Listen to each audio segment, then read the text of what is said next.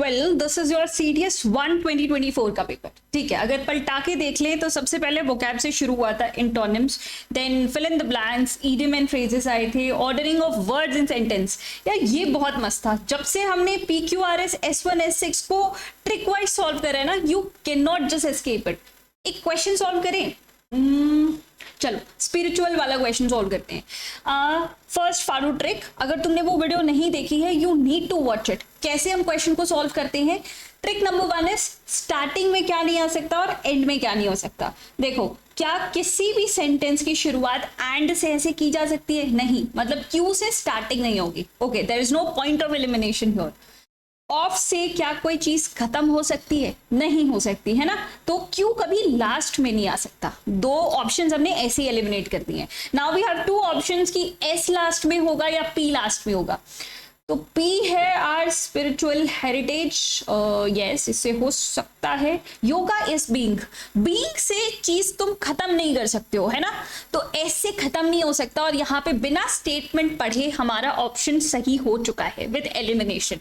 तो इस तरीके से हमने S1 S6 को भी, अच्छा चेक कर लेते हैं एक बार ये ऑप्शन हमारा सही भी है या नहीं, है ना। Yes, I know this is the video of passage, but you just cannot stop when you know tricks. CDS 1 2024 English answer key. Yes, okay, and साथ साथ में देखते हैं हमारा ऑप्शन सही है या नहीं। This is question number 25 D। यहाँ पे देख लेना भाई लोग, तुम आंसर की अपने से भी डाउनलोड करके देख सकते हो। हमारा ऑप्शन यहाँ पे फ्रैक्शन ऑफ सेकेंड्स में आंसर आ चुका है। चलो ठीक है, nothing to brag about PQRS, वो हम सॉर्ट कर चुके हैं। फिर ऑर्डरिंग ऑफ सेंटेंसेस था, उसको भी हम देख चुके हैं। No, will not solve this. Word class, इसकी भी हम वन शॉट इंग्लिश में बात कर चुके हैं। Word class that is parts of speeches.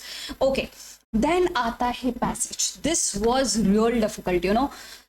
अच्छा, I want all of you, ये बात मैं तुम्हें इसीलिए टेलीग्राम पे पहले बता चुकी थी कि एक बार खुद सॉल्व करके देखो कि कितना टाइम लग रहा है और क्या तुम्हारी एक्यूरेसी है, कितने सही हुए, कितने गलत हुए और कितने तुम अटेम्प्ट ही नहीं कर पाई हो, है ना।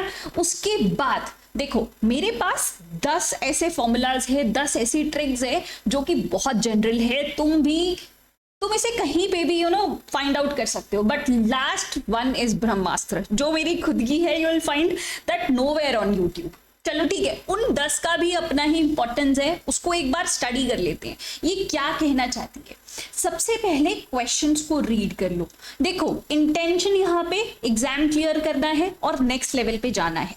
ठीक है, इसको स्टेप बाय स्टेप अगर तुम करने जाओगे तो सही आंसर आ जाएगा। एक्यूरेसी इतनी प्रॉब्लम नहीं है, but time is the factor. Time, हमें इंग्लिश में टाइम का स्ट्रगल बहुत ज्यादा होता है। तो firstly we have to read questions, ताकि दिमाग में एक फ्रेम रह जाए। उसके बाद पैसेज पढ़ोगे तो क्लिक हो जाएगा कि चलो ठीक है, ये वाला क्वेश्चन था। Okay, then focus on the keywords. अभी साथ साथ में सॉल्व करेंगे ना, तब तुम्हें पता चलेगा कि कीवर्ड्स क्या है। ओके, फर्स्ट और लास्ट लाइन मैटर्स, क्योंकि ज्यादातर क्वेश्चन तुम्हें फर्स्ट लाइन और लास्ट लाइन से मिल जाएगा। Eliminate wrong options. ऑनेस्टली ये वाली ट्रिक मुझे बहुत ज्यादा काम आती हुई नजर नहीं आई, क्योंकि कॉन्फिडेंस नहीं आता कि हम कैसे ऐसे इग्नोर करते। ठीक है, तो I would not recommend this one, but ठीक है, कभी कभी अप्लाई हो सकता है। इन्फर, डोंट अज्यूम, ये बहुत बड़ी गलती होती है मेरे साथ भी। पता है कि हम अपनी जब एक्सटर्नल नॉलेज लेके आ जाते हैं ना कॉम्प्रिहेंशन पैसेज में, तब हमारे नेगेटिव मार्किंग ज्यादा हो जाती है। यू हैव टू अंडरस्टैंड कि यहाँ पे तुम्हारी एक्सटर्नल नॉलेज को तुम्हें थोड़ा सा स्टॉप करना होगा। यहाँ पे you have to undergo and comprehend what is provided in the passage. ठीक है, समझ आ रही है बात। Then pay attention to the transition words, however, therefore। अच्छा, मैंने तुम्हें वो PQRS S1 S6 वाले वीडियो में बताया था कि जब भी ऐसे टाइप के कंजंक्शंस आते हैं ना, वो 3 टाइप के हो सकते हैं। एक तो जो सेम टोन मेंटेन करता हो, जैसे एंड है, वो आपका लगभग सेम टोन मेंटेन करता है कि 2 सेंटेंसेस को अटैच कर रहा है जिसका कहने का नियरली मतलब सेम है। जबकि ऐसे जब कंजंक्शंस लगते हैं ना, हावेवर, बट, डिस्पाइट, ये टोन चेंजर्स होते हैं। शिवानी अच्छी लड़की है लेकिन वो किसी की रिस्पेक्ट नहीं करती, है ना। तो ये 2 स्टेटमेंट्स यहाँ पे कॉन्ट्रडिक्टरी स्टेटमेंट्स को जब तुम्हें मिलाना होता है तब ऐसे ट्रांजिशन वर्ड्स यूज होते हैं। यहाँ पे बहुत ध्यान देना है क्योंकि अब UPSC is asking a good level of English, अभी हम साथ में सॉल्व करके भी देखेंगे। Then don't waste time on unknown words, बहुत बार वोकैब वाले वर्ड्स भी ज्यादा आ जाते हैं जिसका आइडिया हमें थोड़ा कम होता है और वहां पे हमारा टाइम वेस्ट हो जाता है, तो will simply leave that part. Okay, skim first then read deeply. पहले तुम्हें ऊपर ऊपर से उसकी समरी पता होनी चाहिए, उसके बाद डिटेल में पढ़ोगे तो it will be quite easy for you. Author की टोन बताओ, ऑथर कवि कहना क्या चाहते हैं, ये तुम्हें अच्छे से पता होगा ना तो तुम अच्छे से सॉल्व कर पाओगे। And then practice regularly. यार कॉम्प्रीहेंशन इज लाइक कि तुम्हें बोला हुआ है कि तुम्हारे एग्जाम में 10 पुशअप्स मारने को बोला जाएगा, that paper is already leaked, लेकिन अब वो 10 पुशअप्स कैसे मारना है, उसको स्ट्रेंथ को डेवलप करना, वो मस्कुलर स्ट्रेंथ को डेवलप करना, दैट इज द कंसिस्टेंसी। तो कॉम्प्रीहेंशन में भी सेम है, जितना तुम्हारा मेंटल स्टैमिना होगा ना, जितना तुम्हारा अटेंशन कंसिस्टेंसी होगी, उतना ही तुम्हें फायदा इसमें होने वाला है ना। ये जो ट्रिक्स है वो उसके बाद की काम आएगी। कंसिस्टेंसी डेवलप होगी ना, no one can beat consistency, वो सारे ट्रिक्स इसके बाद आते हैं। चलो अब करते हैं पैसेज को सॉल्व, फिर मैं अपनी वाली ट्रिक को इंट्रोड्यूस करने वाली हूँ। अगर तुम इसको पढ़ो जरा सा, थोड़ा सा यहाँ पे कलर को चेंज करते हैं। या Our tragedy today is a general and universal physical fear. I want all of you कि तुम ऑडियंस बन के ना देखो मत कि चल क्या रहा है, शो मत देखो, पार्टिसिपेट करो उसमें, ठीक है। General and universal physical fear so long sustained by now and that we can even bear it. There are no longer problems of spirit, there is only the question. Honestly बताओ ना, ये comprehension मैंने कल भी देखा था, जब पहली बार देखा ना, it is very good level of English. तुम sentences की length देखो, काफी लंबी है और twisted वर्ड्स डाले हुए हैं, बहुत सिंपल इंग्लिश नहीं है कि तुम्हें आसानी से समझ में आ जाए। मुझे लिटरली इसको 3 बार पढ़ना पड़ा था तब जाके समझ आ रही थी चीज। इसको तुम सॉल्व कैसे करोगे पता है, सबसे पहले क्वेश्चंस को देखो। Tragedy of our times, okay, tragedy से रिलेटेड कुछ पूछा है। What must writer learn again? अच्छा, राइटर को क्या वापस से सीखना चाहिए? Okay, writer's workshop should be filled with, workshop के रिगार्डिंग कुछ पूछा है। According to the author end of the man is untenable. Honestly बताऊं, मुझे अनटीनेबल का मतलब नहीं पता है, इसको हम कैसे नेगोशिएट करेंगे या छोड़ देंगे आगे जाके देखते हैं। इसका वर्ड प्यूनी का मतलब क्या है, अभी तक मुझे प्यूनी का मतलब नहीं पता है, लेकिन अगर दोबारा से इसको पढ़ने जाओ और tragedy today is a general universal, ये भी काफी टफ है। अब इसको अप्रोच कैसे करेंगे, यू नो, पेन ऑन करते हैं यहाँ पे, माइंड मैप्स बनाकर। यार मैं जब इसको देख रही थी ना, जीके में हमें क्या प्रॉब्लम्स आती हैं, यही फैक्चुअल और इतने सारा डेटा कैसे एक्यूमुलेट करते हैं हम माइंड मैप्स के थ्रू। इसमें कैसे माइंड मैप बनता है, एक बार तुम इसे देखोगे ना, तुम्हें ऐसा लगेगा कि ये और क्या टाइम वेस्ट है, बट एक बार प्रैक्टिस में आ गई बात तब तो दिक्कत नहीं होगी। देखो इसे ऐसे सॉल्व करना है, इसमें टोटली इन्वॉल्व हो जाना है, तब जाके ये जल्दी से सॉल्व हो पाएगा, अदरवाइज इसको रीड करने में टाइम वेस्ट हो जाएगा। Our tragedy today is general. अच्छा, हमारी ट्रेजेडी क्या है आज के टाइम पे, इसके बारे में क्वेश्चन है। Okay, it is about tragedy क्या है, general and universal physical fear. अच्छा, general and universal physical fear है हमारी ट्रेजेडी। Okay, so long sustained by now that we can bear it. Okay, चलो हम बियर तो कर सकते हैं इसको, ये इतना बढ़ चुका है कि we can bear it. Okay, ठीक है। Then there are no longer problems of spirit. अच्छा, स्पिरिट की बात कर रहे हैं, नो प्रॉब्लम, ठीक है। बात क्लियर कट रखो, ये बहुत घुमा के बात कर रहा है, you need to sort everything out.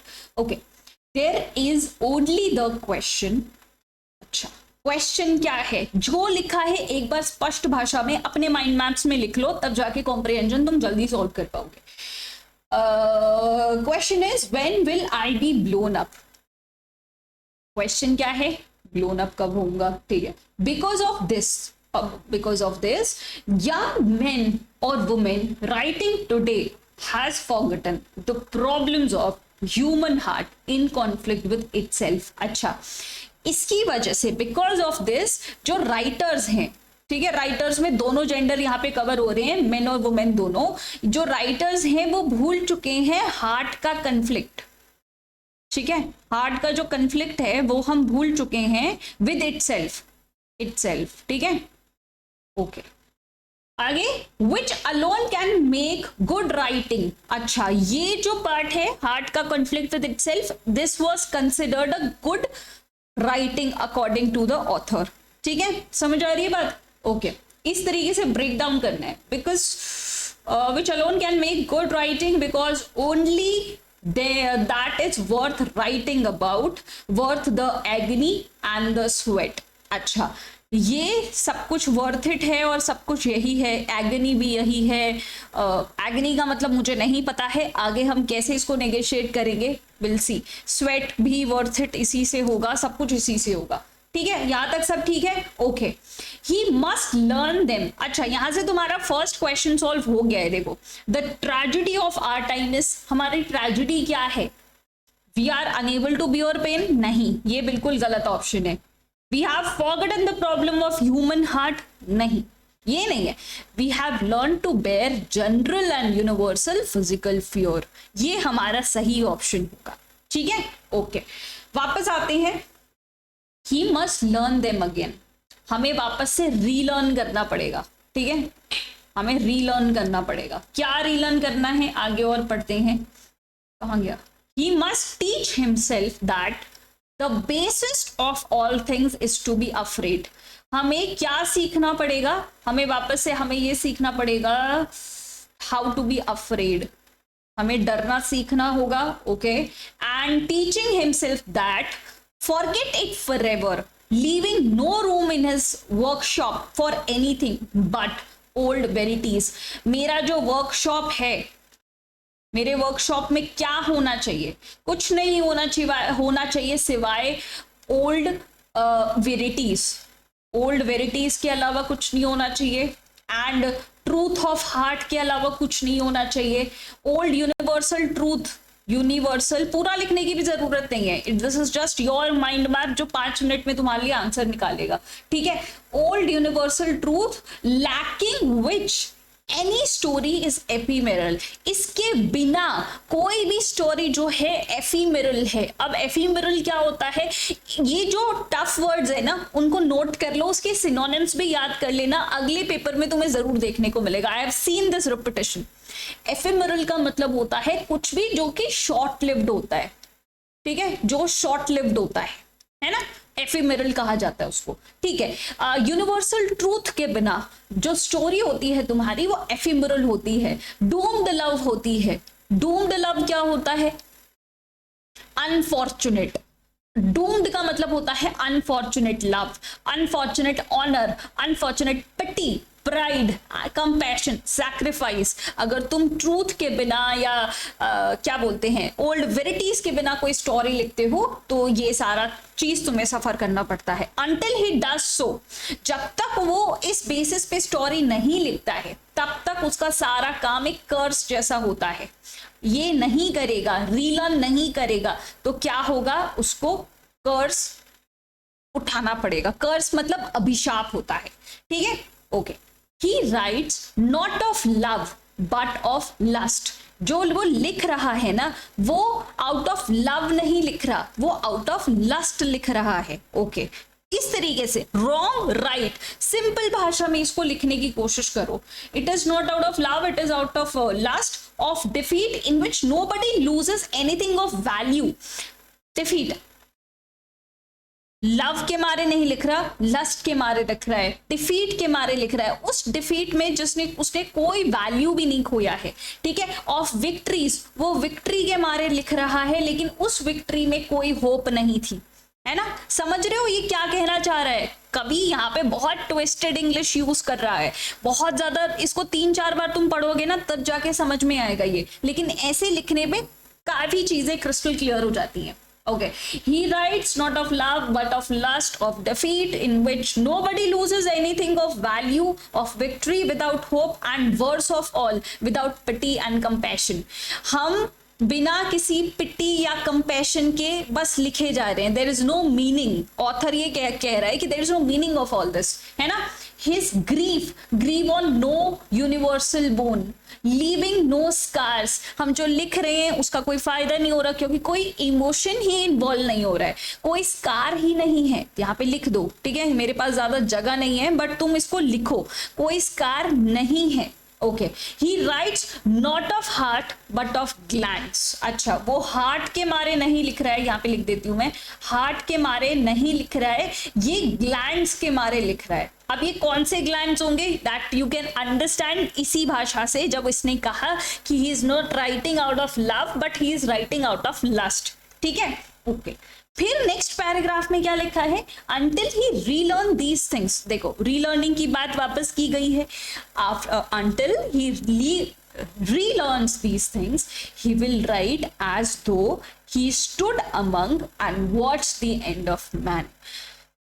जब तक वो सीखेगा नहीं, तब तक वो बस इंसान का एंड ही देखेगा। लेकिन ऑथर क्या कहता है, I decline to accept the end of the man. वो डिनाई कर रहा है इस तरीके से कि इस तरीके से इंसान खत्म नहीं हो सकता। It is easy enough to say that man is immortal simply because he will endure। देखो, ये कहता है कि जो मैन है वो immortal है। immortal क्या हो गया इसको, ये immortal है, लेकिन इसलिए नहीं है क्योंकि ये endure कर सकता है, ठीक है। That when the last ding dong of doom has clanged and faded from the last worthless rock hanging tideless in the last red and dying evening. ये तो टंग ट्विस्टर जैसा नहीं लग रहा है कुछ, है ना, बिल्कुल ऐसा है, बट दिस इज समथिंग जहां पे राइटर अग्री नहीं कर रहा है। ये पैराग्राफ मैं भी ज्यादा डिकोड नहीं कर पा रही हूं, बट स्टिल हम नेगोशिएट करेंगे कैसे, वो देखो। ओके, ये कुछ है, लेकिन इससे रिलेटेड क्वेश्चन में कुछ ज्यादा नहीं था। That even then there will still be one sound that of his puny inexhaustible voice still talking। एक बात समझना, ये जो पैराग्राफ में जो कुछ भी लिखा है उसे राइटर अग्री नहीं कर रहा है, वो ये कुछ चाहता नहीं है, इसलिए यहाँ पे पूनी का मतलब कुछ ऐसा ही होगा जो ऑपोजिट होगा, ठीक है, कुछ ऑपोजिट होगा। Still talking, I refuse to accept this. देख रहे हो, आई बिलीव। अब यहाँ पे इस पैराग्राफ में जो कुछ भी लिखा है ना, वो राइटर का रियल इंटेंशन है। I believe that man is not merely endure. वो एंड्योर होने की वजह से इमॉर्टल नहीं है, बट प्रिवेल करने की वजह से वो इमॉर्टल है, एंड्योर की वजह से नहीं है। Okay, he will prevail, he is immortal, not because he alone among creature has an inexhaustible voice। समझ रहे हो, अब ये इस स्टेटमेंट, इस पैराग्राफ को ही डिनाई कर रहा है कि ऊपर जस्टिफाई कर रहा है कि ऊपर वाले पैराग्राफ को मैं नहीं मानता। एक इंसान इमॉर्टल इसलिए नहीं है क्योंकि उसके पास एक इनएग्जॉस्टेबल वॉइस है, लेकिन वो इमॉर्टल इसलिए है क्योंकि उसके पास एक सोल है, उसके पास एक स्पिरिट है, स्पिरिट जिसके पास कंपैशन और सैक्रिफाइस करने की कैपेबिलिटीज है। समझ आया? अब सच में अगर इस पैराग्राफ को तुमने पहले पढ़ा होता ना, तब तुम्हें समझ आता कि हाउ डिफिकल्ट दिस इज। अब आंसर पे आए, हमें आंसर कैसे मिलेगा? फर्स्ट वाले का आंसर मिल गया। ट्रेजेडी क्या है? ट्रेजेडी ये है कि जनरल और यूनिवर्सल फिजिकल फियर जो है, that is our today's tragedy. Writer must learn again. Okay, option देखते हैं। लेसन्स ऑफ लाइफ, नहीं, इसके बारे में कोई बात नहीं हुई है। Problem of heart in conflict with itself, yes, ये जो चीज है वो हमें रीलर्न करनी है। वो चाहता है राइटर कि हम इसके बारे में लिखें, क्योंकि यही है गुड राइटिंग, यही वर्थ इट है, यही एग्नी है, यही स्वेट को वर्थ करता है। ठीक है, मतलब खून पसीना वाली जो राइटिंग है, that is this topic only, heart का conflict with itself. Okay, next question को देखें। A writer's workshop should be filled with, किससे फिल होनी चाहिए? Stories of love and lust? नहीं। Stories of victories? नहीं। यूनिवर्सल ट्रूथ, देखो यहां लिखा हुआ था, कहाँ गया? ओल्ड वेरिटीज होनी चाहिए, truth of heart, old universal truth होना चाहिए, जिसके बिना जो हमारी स्टोरी होगी ना, वो ज्यादा देर तक नहीं चल पाएगी, एफेमेरल होगी, शॉर्ट लिव्ड होगी, है ना? ठीक। According to the author end of the man is untenable because. अब हमने पूरा पैराग्राफ पढ़ा है, इसलिए हमें ऐसा लग रहा है कि अनटेनेबल का मतलब इमॉर्टल से हम समझ सकते हैं। वी आर इमॉर्टल वाई, क्योंकि हम इनएग्जॉस्टिबल वॉइस है? नहीं, इस बात को तो ऑथर अग्री कर ही नहीं रहा है ना। देखो ये ऐसी बात है जिसमें हमें अपनी एक्सटर्नल नॉलेज को बिल्कुल काम नहीं लेके आना चाहिए। जो पैराग्राफ कहता है ऑथर, जो सही गलत जो भी ऑथर के हिसाब से, जो भी ऑथर की साइकोलॉजी है, हमें उसी को वैल्यू करके आंसर ढूंढना होगा। ठीक है, ओके। इनएग्जॉस्टिबल वॉइस है? नहीं, ऑथर एग्री नहीं करता। एंड्योरेंस की वजह से? नहीं, इसने एंड्योरेंस को भी डिनाई कर दिया था। Because of mortal life of spirit born his soul. ये देखो मैंने कहा था ना, आपको एक आंसर फर्स्ट लाइन से भी मिल गया, एक आंसर लास्ट लाइन से भी मिल गया। जो 10 स्टेप पैसेज हैक्स थे उससे तुम्हारा ये सॉल्व हो गया। पूनी का मतलब क्या हो सकता है? पूनी कहाँ था? ये रहा पूनी। दैट ऑफ हिज पूनी इन एग्जॉस्टिबल वॉइस स्टिल टॉकिंग। ये इस चीज को काफी छोटा बता रहा है, ठीक है। जो तुम्हारी वॉइस है जिसकी वजह से सब लोग इमॉर्टल कह रहे हैं खुद को, दैट वो इस बात को अगेंस्ट कहना चाह रहा है, ठीक है। मतलब इसका नियर मतलब टाइनी ही हो सकता है, क्योंकि हम इसको दबाने की कोशिश करें, इस पूरे कंसेप्ट को ऑथर कॉन्ट्रोडिक्ट करने की कोशिश कर रहा है कि यार ये वॉइस जो तुम्हारी है इनएग्जॉस्टिबल वॉइस है, इसकी वजह से तुम इमॉर्टल नहीं हो। ये वही कहना चाह रहा है कि ये टाइनी वॉइस है ना। Soul is something, sacrifice is something, spirit is something. तो this is the whole and sole intention of the author. तो क्या समझ में आया? देखो सबसे पहले ये जो 10 स्टेप्स हैं उसको समझो। पहले क्वेश्चंस पढ़ लो, क्वेश्चन के कीवर्ड्स याद रख लो। उसके बाद जब मेन पॉइंट आता है ना अबाउट रीडिंग दी पैसेज, कभी कभी पैसेज काफी आसान होते हैं तो तुम सिंपल रीडिंग से भी डिकोड कर सकते हो, बट इफ नॉट तो इस तरीके से शॉर्ट माइंड मैप्स बना लो। अभी मैंने पहली बार तुम्हारे सामने बनाया है तो मैंने काफी लंबे सेंटेंसेस यूज करे हैं। This is the very same strategy I use for GK also, कि चलो माइंड मैप्स बना लो, फटाफट रिवीजन हो जाएगा। The same you have to do with passage. देखो इंग्लिश टफ आ रही है, पैसेजेस आर टफ, एक बार में समझ नहीं आ रहे हैं हमें, तो this is the short tricks you can attend. ऐसे करके 10 कॉम्प्रिहेंजन पैसेज करके जाओ एग्जाम से पहले, I swear of God you will perform much better. इस तरीके से तुम्हारा टाइम जो लग रहा था ना, सही तो तुम कर दोगे, उसमें कोई परेशानी नहीं है, एक्यूरेसी तो you will attain, but it is about time conservation. Time तुम्हारा बच जाएगा इसमें, है ना। सो देखो हमने इंग्लिश में पार्ट्स ऑफ स्पीच कर लिया है, इन सबकी लिंक्स में डिस्क्रिप्शन में डाल दूंगी। हमने पार्ट्स ऑफ स्पीच कर लिया, हमने ये वन शॉट वीडियो में करा था सब कुछ, ग्रामर के रूल्स कर लिए हमने उसमें थोड़ी सी वोकैब का रिपीटिशन भी देखा था। लास्ट वीडियो में हमने PQRS और S1 S6 कर लिया, अब हमने पैसेज भी कर लिया। So what next? अब कौन सा जीके में या इंग्लिश में हमें कौन सा नेक्स्ट टॉपिक किल करना चाहिए? Do let me know in the comment section. बस तब तक के लिए गुड बाय एंड जय हिंद।